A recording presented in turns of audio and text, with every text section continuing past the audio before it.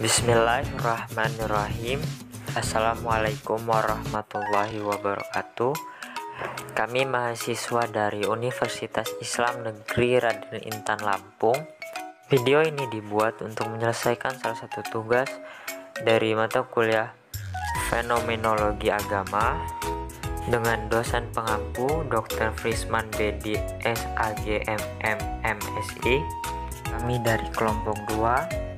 Langsung saja, inilah video dari presentasi kami.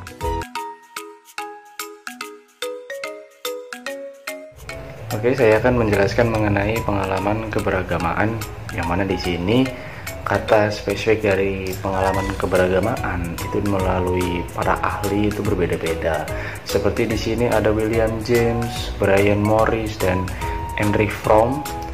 Itu mereka mengatakan kata spesifik dari pengalaman keberagaman ini berbeda-beda. Ada yang mengenai keberagamaan atau pengalaman keberagaman ini seperti spiritual experience, ada juga kata mystical experience atau mysticism experience, peak experience, mystical awareness, dan semacamnya gitu. Jadi para ahli pun mengungkapkan kata pengalaman keberagaman ini berbeda-beda gitu, dan masuk ke dalam teori Abraham Maslow berkenaan dengan pengalaman keberagaman, karena memang pada dasarnya manusia itu memiliki kebutuhan-kebutuhan, yang mana di dalam teori Abraham Maslow beliau mengatakan bahwa manusia itu melakukan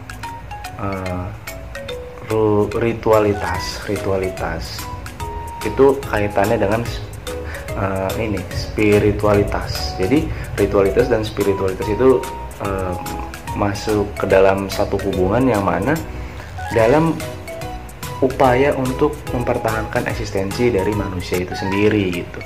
Nah, yang mana memang manusia ini memiliki kebutuhan-kebutuhan yang banyak, yang mana dalam pemenuhan satu kebutuhan ada kebutuhan lainnya, dan itu terus menerus gitu. Jadi dari satu kebutuhan ke kebutuhan lainnya itu manusia terus menerus untuk memenuhi kebutuhan-kebutuhan tersebut gitu. Yang mana memang di sini pemenuhan kebutuhan manusia itu ada beberapa, seperti misalnya kebutuhan dasar manusia itu meliputi kebutuhan-kebutuhan biologis, kebutuhan akan keselamatan, kebutuhan akan rasa aman, kebutuhan akan rasa cinta dan memiliki, kebutuhan akan aktualisasi diri. Nah, itu beberapa kebutuhan yang menurut Abraham Maslow gitu.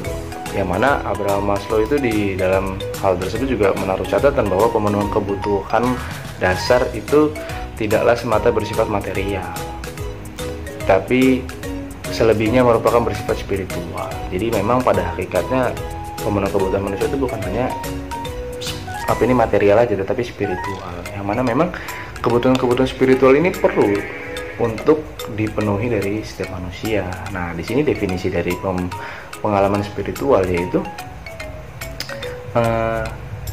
merasakan religiusitas, yaitu suatu pengalaman yang sangat didambakan oleh setiap pemeluk agama.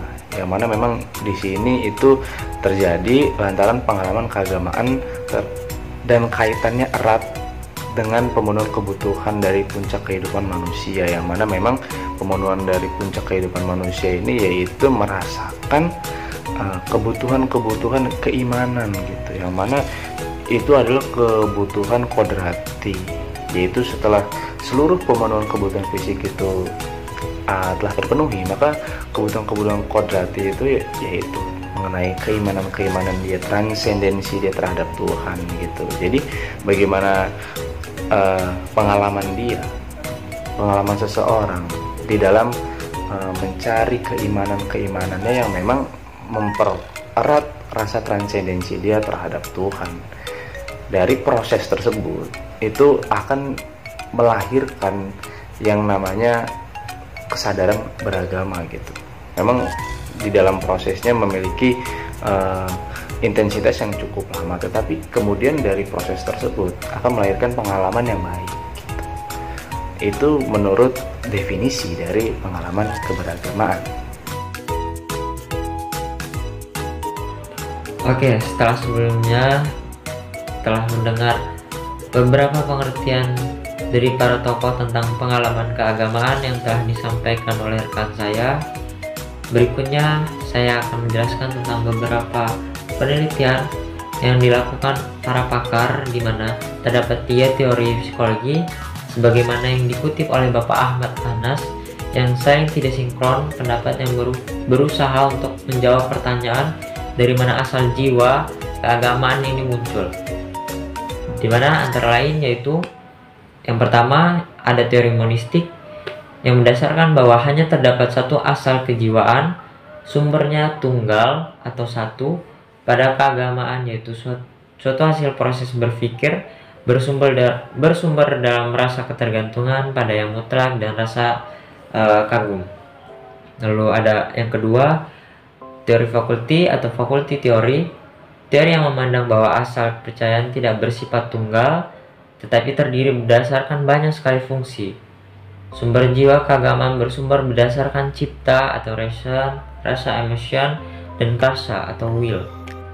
Lalu ada yang ketiga, teori four ways, mengungkapkan asal jiwa agama merupakan lantaran adanya 4 macam cita-cita dasar manusia, yaitu keselamatan, security, mendapat penghargaan, recognition, untuk ditanggapi, response, dan harapan akan pengetahuan atau pengalaman baru atau new experience.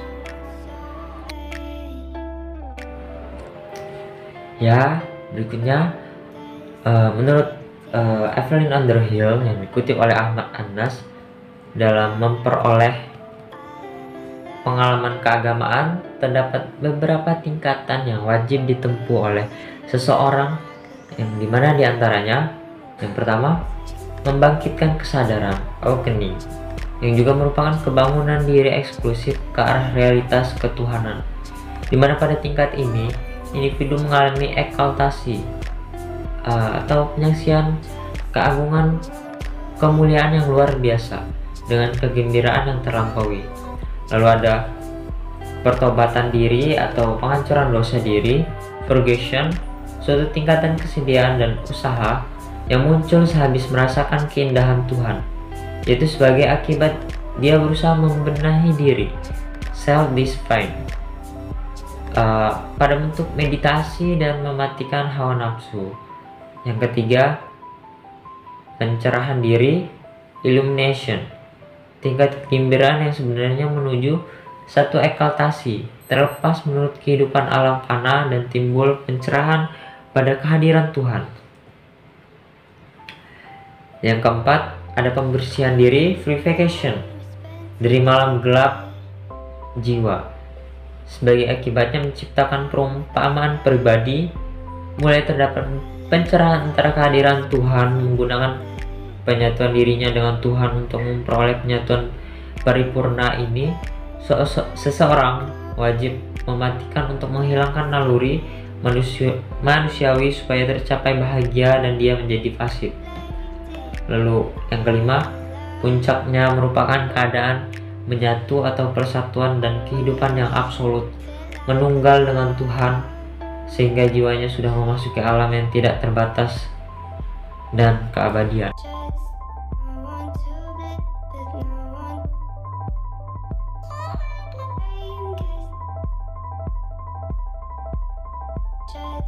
Dua, bentuk-bentuk pengalaman keagamaan. Pengalaman keagamaan adalah suatu hal yang didambakan oleh para pemeluk agama lantaran pengalaman keagamaan terkait erat dengan kebutuhan kodrat manusia sesudah kebutuhan fisik terpenuhi. Pengalaman keagamaan sebagai kenikmatan tersendiri bagi para pemeluk agama. Sebagai akibatnya, hal itu mengsugesti perilaku para pemeluk agama dalam menjalankan perintah agamanya. Sikap atau perilaku yang tidak sama dalam beragama mengakibatkan tidak sama juga pengalaman keagamaan yang diperolehnya, sehingga bisa disimpulkan bahwa pengalaman keagamaan dan perilaku dalam menjalankan agama mempunyai keterkaitan yang tidak mampu dipisahkan antara satu dengan yang lainnya. Hal itu lantaran keduanya saling mengsugesti. Menurut Williams James, secara garis besar membagi dua tipe atas sikap dan perilaku keagamaan, yaitu yang pertama, tipe orang yang sakit jiwa, di mana seseorang mempunyai latar belakang keagamaan yang terganggu, latar belakang yang kemudian menjadi penyebab perubahan mendadak terhadap keyakinan agama. Ciri karakteristik tindakan keagamaan orang yang mengalami sakit jiwa yaitu A. Pesimis pada pengalaman ajaran agama, pasrah dalam nasib. B. Introvert. Sifat pesimis mengantarkan mereka bersifat objektif. Segala sesuatu dikembalikan pada mereka dan menebusnya dengan mendekatkan diri kepada Tuhan. Dan sebagai pilihan, kadang-kadang dengan bermeditasi yang menghantarkan dalam kenikmatan jiwa. C. Menyenangi paham yang ortodoks. Sikap introvert yang pesimis yang mengakibatkan kondisi jiwa yang pasif mendorong menyenangi paham keagamaan yang lebih konservatif dan ortodoks. D. Mengetahui proses keagamaan secara non-graduasi. Timbulnya keyakinan biasanya tidak berlangsung melalui mekanisme yang biasa, lantaran berdasarkan pada pengalaman pahitnya, sehingga proses yang diperoleh berlangsung secara pendadakan, perubahan yang tiba-tiba. 2. Tipe orang yang sehat jiwa.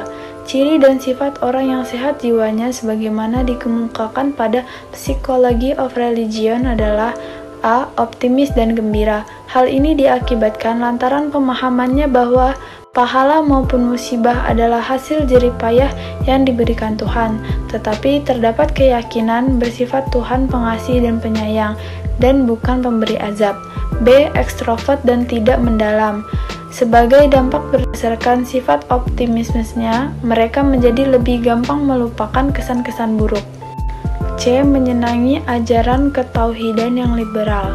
Selanjutnya, sebagai efek kepribadian yang ekstrovert, maka seseorang akan cenderung menyenangi teologi yang luwes dan tidak kaku, menampakkan tingkah laku keagamaan yang lebih bebas, menekankan ajaran cinta kasih daripada kemungkaran dan dosa, memelopori pembelaan terhadap kepentingan agama secara sosial, tidak menyenangi implikasi penebusan dosa dan kehidupan kebiaraan, bersifat liberal dalam menafsirkan pengertian ajaran agama, selalu berpandangan positif dan berkembang secara graduasi. Dalam buku Towards Psychology of Being Abraham W. Maslow, sebagaimana dikutip, Ahmad Anas mencoba mendeskripsikan beberapa ciri dan bukti diri seseorang yang mengalami pengalaman puncak yang sebagai berikut, yaitu yang pertama, seseorang berada pada pengalaman puncak merasakan menyatu dengan segala sesuatu dirinya, lingkungan, dan alam. Kedua, seseorang yang merasakan dirinya berada di puncak kekuatan, sanggup memanfaatkan kapasitasnya secara penuh, lebih merasa menjadi diri sendiri, percaya diri, bertanggung jawab, aktif dan kreatif dalam aktivitas, dan merasakan penentu bagi dirinya sendiri. 4. Memiliki perilaku inklusif, terbebas menurut sekat-sekat segala sesuatu tanpa mempunyai beban rintangan. Kelima, dengan ciri kebebasan yang dirasakan seseorang cenderung lebih spontan. Yang keenam, pribadi seseorang menjadi seperti dewa, melakukan apa yang seharusnya dilakukan. Yang ketujuh, merasa di puncak kenikmatan, pembebasan, perasaan terharu, kesempurnaan, dan perwujudan. 8. Setelah terselesaikan merasakan pengalaman puncak seseorang, merasakan kelegaan yang luar biasa. Yang terakhir, menjadi hamba yang selalu bersyukur dan selalu berterima kasih pada apa atau siapa saja dan segala sesuatu yang mengakibatkan keberuntungan itu yang dialami.